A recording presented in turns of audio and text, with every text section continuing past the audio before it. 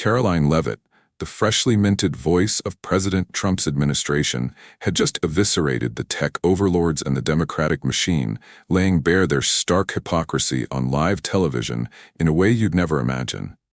She wielded their own censorship rules against them with lethal precision. Picture it. The conference hall was teeming, a sprawling arena where the air thrummed with the clack of keys and the pulse of unease. Cameras purred, lights blazed, and a jittery throng of journalists, some dubious, others openly antagonistic, fidgeted in their chairs. Karoline stepped onto the platform, her gait purposeful, her presence a masterclass in restraint. The room bristled with strain, not just expectation but something rawer, as laptops flickered and microphones tilted toward her like unsheathed blades.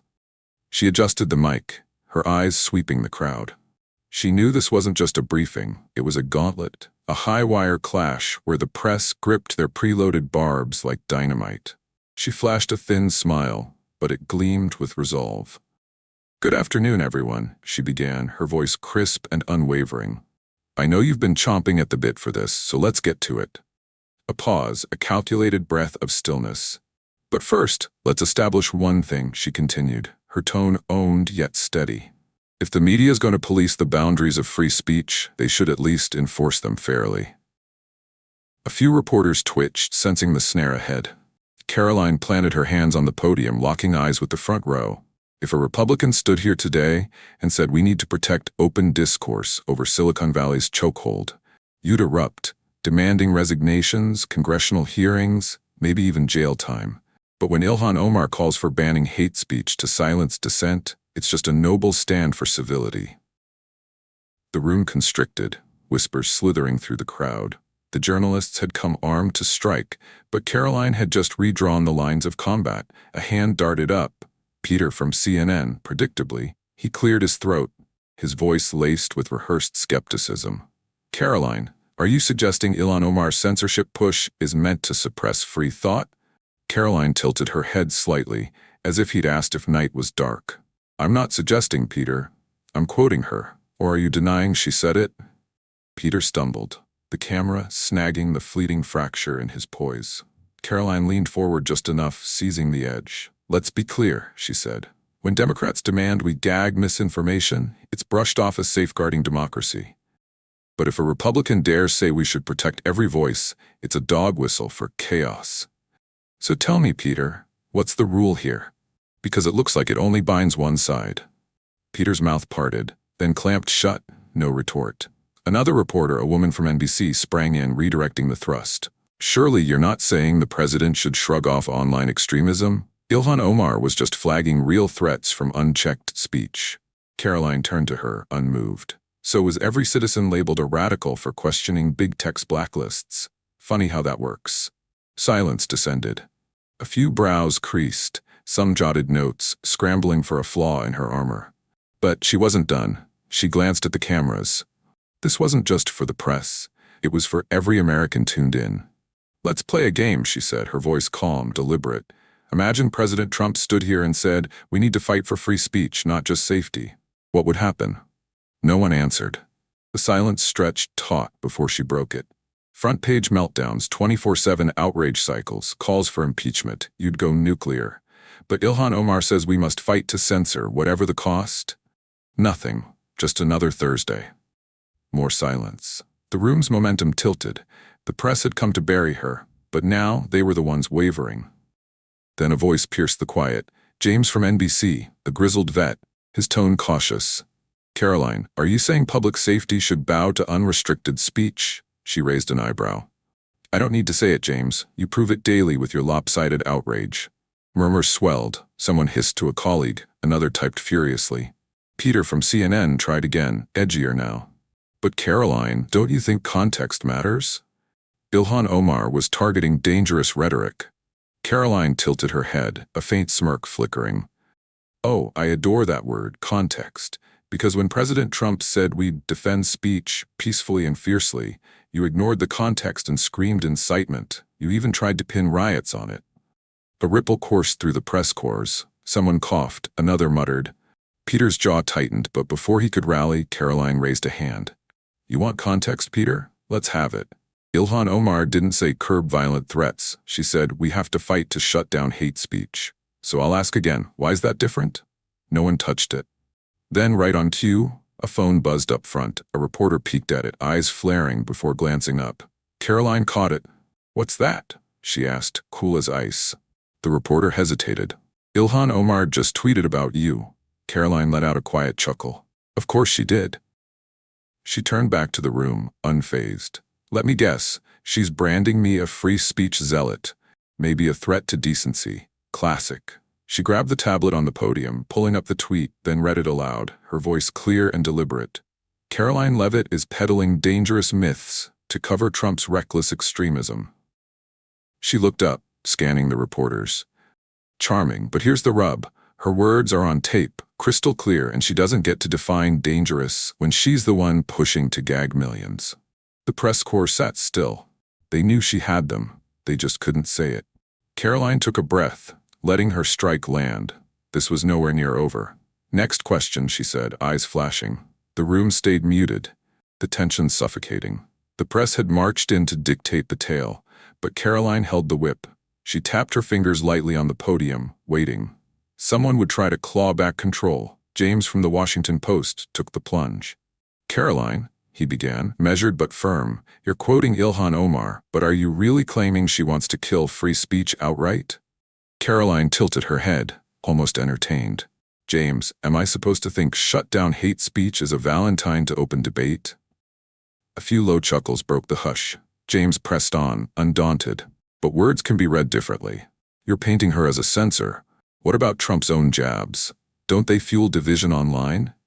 Karoline nodded slowly, as if he'd wandered into her net. Oh, I see the play, she said. Now intent counts. Fascinating. She paused, letting it dangle. Because when Trump said we'll protect every voice fairly, you spent years calling it a license for trolls. But when Ilhan Omar says shut down speech, suddenly we need subtlety. Silence. James shifted, off balance. This isn't about words, James, she added, voice steady but razor sharp. It's about who gets to weaponize them. A few reporters swapped looks, some typing frantically, others braced for a counterblow. Peter from CNN swung again, harder now. Karoline, you cry double standards, but let's face it, Trump's platforms have amplified real hate. Can you honestly equate that with Ilhan Omar's stance? Karoline let out a soft laugh, shaking her head. Oh, Peter, you never let me down. She swiped on her tablet, then turned it to the cameras. This is John Teller, she said.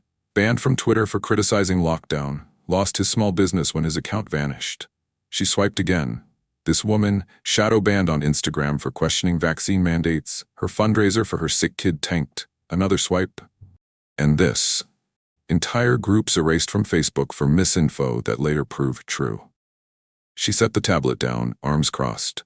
So tell me, Peter, do those count as costs, or do they only matter when you can blame Trump? The room twitched. Reporters fidgeted. A few dodged her stare. Then from the back, a young MSNBC journalist spoke up, wary but bold. But Karoline, you're cherry-picking to pin it on one side. Isn't it risky to claim censorship alone drives harm? Karoline's eyes narrowed slightly. Oh, so now we want nuance? The reporter stiffened. I find it funny, she went on, voice firm, how Trump gets flack for every tweet that riles a mob. But when a Democrat pushes bans that kill livelihoods, suddenly it's complicated. She let it hang. No one bit. She exhaled, glancing at her watch. We're barely 20 minutes in, and you've already proved my point. She tapped the podium once, looking up. The truth is, this was never about safety. It's about who gets to muzzle whom. Still no reply. She straightened, primed for the next volley. Next question. The tension in the hall thickened. Reporters shuffled notes, rethinking. They'd aimed to nail Karoline on speech extremism, but she'd turned the tables. They weren't finished, though. They had another tack. James from the Washington Post leaned forward, pen tapping his pad. Karoline, he said, voice guarded but sharp. Let's pivot to Elon Musk. The president's put him in charge of a tech accountability task force. Some call it a gift to a loyal crony. A few nodded, smelling a crack. Karoline nearly laughed. Oh. So now you care about tycoons pulling strings? She folded her arms. That's rich, considering no one flinched when Mark Zuckerberg sank $500 million into election boards that muted conservatives. Silence. She pressed on. Or when Jack Dorsey bankrolled activist coders who tweaked Twitter to bury dissent. Peter from CNN cut in, quick to parry. But Karoline, Musk's not just any mogul. He's Trump's loudest cheerleader. Isn't this a blatant payback? She didn't blink. You mean like Biden handing telecom gigs to Google alums who spiked his campaign? Or Pelosi's donors landing fat contracts after her net neutrality push? The room stiffened. Funny how payback only stings when it's someone you hate. James adjusted his tie, digging in. But Karoline, Musk now has pullover platform oversight. Shouldn't Americans fear a billionaire rigging public debate? She leaned in slightly, voice firm. Let's get facts, James. Musk's crew has audit access to enforcement logs. They're not rewriting code. And frankly, what spooks you isn't his sway, it's that he'll expose how much of your fairness is a sham. The room hushed. They knew she was spot on. Then, from the back, an NBC journalist raised her voice. But Karoline, Musk's ex thrives on free-for-all chaos. Doesn't that taint his role? Karoline tilted her head, unimpressed. Bunny, Biden stuffed his team with ex-Facebook brass who greenlit mass bans. No one cried foul there. Cameras zoomed in, catching the unease rippling. More silence, she noted, scanning the room. The press wasn't landing punches. She drove it home. This administration ran on busting rigged systems, stopping collusion, not coddling gatekeepers. Musk's here to crack open big tech, not pad some senator's war chest. You hate that because if he pulls it off, what's the progressive line? A few muffled laughs, a few scowls. Karoline checked the time. All right, she said, knowing they'd regroup. Next question. The press couldn't pin her on Musk, but they had more ammo. Peter from CNN leapt in. Karoline, NBC says Trump's speech policies still let hate run wild online, contrary to safety vows. Isn't that a flop? She barely hid a smirk. She'd anticipated this. Glad you asked, Peter. Let's talk numbers. She faced the cameras. As of today, our plans cut platform bans by 30%, restoring 12,000 accounts, 95% nonviolent. She paused. Of those, hate speech flags are down 15%, but engagement's up because people talk, not fester. Only 4% faced resuspension. Silence. But you'd think it's a troll apocalypse from your spin. James from the Washington Post pushed back. But Karoline, doesn't that prove the plan's weak? Why let any hate linger? She didn't flinch. Some posts skirt the line but aren't illegal. Others spark debate that's messy but vital. And who's blocking funds for better moderation tools? Reporters knew. Democrats. A young MSNBC voice cut in. But Karoline, many say bans work now. Are you just bowing to extremists? She laughed lightly. Oh, so now you trust Silicon Valley? I recall you blasting Trump for their overreach when it hit your side. A few squirmed. Let's be real, she added. Censorship's a power grab. Free speech is the law. Peter tried again. So the administration's off the hook for chaos? She locked eyes with him.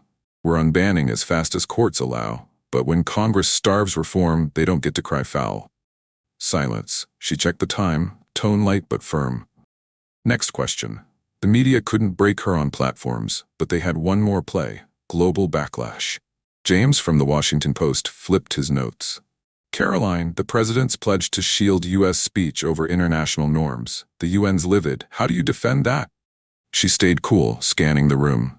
The president's goal is clear, she said. Secure our rights, protect our voices, set the standard. A slight pause. But let's be real. You keep asking what Trump's doing, not why Europe's speech laws jail critics. A few reporters tensed. Why's France fining bloggers? She asked, letting it linger. Because their hate speech net snagged dissent, platforms buckled and truth got choked. Peter from CNN leapt in. But Karoline, isn't Trump partly why global trust's fraying? She chuckled quietly. I'm saying Germany's model flopped alone. She paused. Instead of grilling Merkel on her gag laws, you're hounding Trump for not bowing to them. A young MSNBC reporter pushed forward. But Karoline, the EU says they'll sanction if we skip their rules. Is the US ready to stand solo? She met her gaze. No, she said firmly. We're not alone. We're cutting deals with allies who value liberty. The EU can adapt or stew. James pounced. The president hinted at tech tariffs if they push. Does that mean trade war? She leaned in, voice steady. He hasn't set tariffs, but he's not bluffing either. When it's our First Amendment, he won't fold. Reporters frowned. They wanted a slip. She gave them grit. The real question, she said, scanning the room, is why aren't you asking the UN to fix its own censorship? Silence.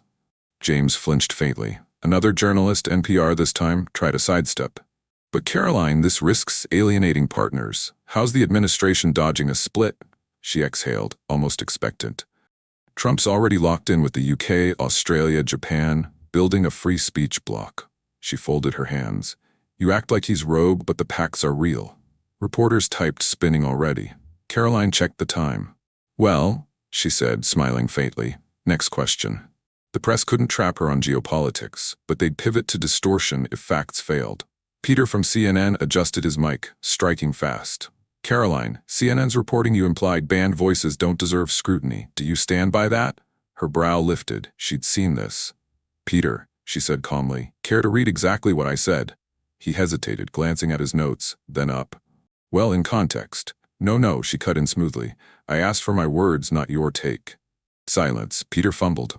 I don't have the exact quote here, he admitted. Karoline smirked. Of course not. She tapped her tablet, pulling it up herself. Here I said, mass bans drown out debate. Biden's crew cheered it. She looked up.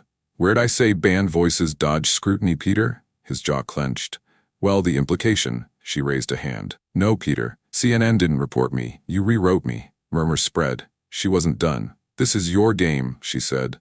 Don't like reality? Whip up a version that fits. James from the Washington Post jumped in. Karoline, even if misphrased, don't you think? She cut him off, flipping her screen. Let's talk misphrasing, James. She tapped a headline. Levitt backs anarchy over safety, MSNBC. Raise your hand if you heard me back anarchy today. A few hands rose, hesitant. Did I? She pressed. Silence. Because I said, quote, we're saving speech without chaos. MSNBC just conjured a free-for-all. She tilted her head. That's not misphrasing, that's fabrication. An MSNBC reporter squirmed. Karoline, it's just a take on. She laughed lightly. A take? No, that's a lie. She scanned the room. You craft a fable, flood the feeds, and hope no one digs. She eyed the cameras. Watch tonight's twist if you doubt me. Reporters shifted, rewriting on the fly. Karoline checked the time. Well, she said, smirking. Next question. The press got nabbed twisting her, but they wouldn't quit. They'd pivot to Trump. James from the Washington Post leaned in, voice measured but pointed. Karoline, you've slammed the media's spin on speech, he began, flipping notes. But what about the president's own words? Here it came. He's called censors tyrants, said we'll fight back against them. Given the climate, doesn't that widen the rift? Karoline exhaled slowly, meeting his stare. You mean like Ilhan Omar telling supporters to fight for bans? James paused. Or Schumer vowing to crush online dissent. He opened his mouth, then shut it. She folded her hands. You do this every time. Democrats get tagged as defenders. Trump's cast as a firebomb. Silence. Peter from CNN lunged. But Karoline, Trump's the president. His words carry heft. Shouldn't he pull back? She leaned in, voice steady. Did you ask Biden that when he called free speech nuts enemies of progress? Where was your rift worry when Hillary dubbed half the web deplorables? Peter stiffened. Because, she went on, when a leftist doxes a blogger, no one blames Democrat zeal. When a platform dies under bans, no one ties it to Omar. She paused. But Trump says fight back, and you act like he's sparking a coup. The room went quiet. A young MSNBC voice broke in, tentative. But Karoline, Trump's been tied to X's extremism. Shouldn't he own that? She laughed softly. Love this dance. He said, we'll guard speech our way. You spun it into a riot call. She turned slightly. But when Biden said silence threats flanked by tech CEOs, you didn't call it chilling. You clapped. Reporters squirmed. You don't care about words, she said, eyes sharp. You care who's wielding them. Peter shifted. But Karoline, if Trump runs again, shouldn't he ease off? She exhaled slow. You've begged Trump to tame his tongue for years. A beat. Did you ever tame yours? Stop calling him a speech tyrant? Admit his base isn't just trolls, but folks scared of being erased? Silence. No, because you don't want calm. You want control. No one spoke. She checked the time, then smirked. Next question. They tried it all, twisting her, blaming Trump, grasping at bans, but nothing landed. Now they'd let Ilhan Omar swing for them. Mid-briefing, a reporter in back jolted up from his phone, eyes wide. Whispers rippled, screens flared. Karoline clocked it. What's up? She asked, arms crossed. An MSNBC journalist cleared his throat. Karoline, Ilhan Omar's on Morning Joe Live talking about you. Murmurs spread, cameras tightened. She smirked. "Oh," she said, tapping her earpiece. "Let's hear it." A producer scrambled with an iPad, pulling the feed. Ilhan Omar sat across Joe Scarborough, face pinched. "This administration's toxic," Omar snapped. "Karoline Leavitt spreading lies to prop Trump's speech chaos. She's risking lives." Caroline's brow ticked up, but she stayed mute. Omar pressed on, voice rising. "Her dismissal of our safety fight. It's reckless, a threat to order. She's parroting alt-right noise." Scarborough nodded, then added, "Karoline even hit your ban push. What'd you mean there?" Omar didn't blink. "Yes," she said. "I meant we need bold steps against hate, but Levitt's twisting it to shield Trump's failures." The clip cut. The room held its breath, waiting. Karoline took her time, then sighed softly, shaking her head. "That's precious," she said, smooth and steely. "But here's the snag." She gestured at the press. "You just heard Omar claim on live TV she's all about safety, not tyranny, a figure of speech, right?" Applause. "Let's roll it back." She tapped her tablet, pulling Omar's quote, then read aloud sharp. "We have to fight to ban hate, lives hang in the balance." She looked up. "Tell me, what's figurative about that?" Silence stretched. She pressed on. "This is their trick. They overstep, then cry misread when nailed." She tapped her mic, voice wry. "So when Omar says fight to ban, we're to think gentle nudge? But when Trump says fight for rights, it's a war cry?" Uneasy glances flickered. She leaned in, voice low. "It's not what's said, it's who's saying it." Another reporter leapt in, grasping. "But Karoline, aren't you just cherry-picking her words?" She sighed, theatrical. "That's the difference. I didn't remix her. I hit play." She flipped her tablet to the cameras. "I'm not spinning, she is." Silence. She checked the time. "Well," she said, smirking, "next question." They'd tried everything, her words, Trump's, Omar's live jab, but she'd flipped it all. Omar had stumbled into her trap, and the press needed an escape. James from the Washington Post tried to bolt first. "Karoline, let's shift," he said, flipping pages. "The president's latest tax plan. Can you clarify?" She held up a hand, stopping him cold. "Oh no," she said, shaking her head. "We're not skipping this yet." James froze, tension snapped back. "You've spent half this briefing framing me as the villain," she said. "Don't act like Omar's flop didn't happen." Silence. She eyed the cameras. "America deserves to see this. This is your playbook." Reporters shifted, edgy. Peter from CNN cut in, voice tight. "Karoline, we've hit Omar. You've had your shot."